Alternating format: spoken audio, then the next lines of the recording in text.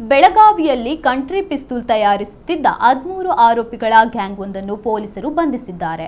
ಬಂಧಿತ ಆರೋಪಿಗಳನ್ನು ಮಾರುತಿ ಶ್ರೀಕಾಂತ್ ಸುತಾರ, ಸೋಮನಾಥ ಪಲ್ಲಾದ ಚೌಗಲೆ, ಸಂತೋಷ ಶಿವಾಜಿ ನಾಯಕ, ಮಾರುತಿ ಯಲ್ಲಪ್ಪ, ಬಾಳು ಬರಮಣಿ ನಾಯಕ, ಲಕ್ಷ್ಮಣ ಬಾಲಪ್ಪ ಗುಜನಾಳ, ಬಸವರಾಜ ಗಂಗಪ್ಪ ಸಲೋಟಾಗಿ, ಬಸವಂತ, ಲಕ್ಷ್ಮಣ ಈಶ್ವರ ಗುರುವ, ಮರಿಯಪ್ಪ ನಿಂಗಪ್ಪ ನಾಯಕ, ವಿಶ್ವನಾಥ ಸೀತಾರಾಮ ದೇಸಾಯಿ, ಮಹೇಶ ಮಾರುತಿ, ವಿಜಯ್ ಅಪ್ಪಾಜಿ ಆನಗೋಳ್ಕರ್ ಎಂದು ಗುರುತಿಸಲಾಗಿದೆ.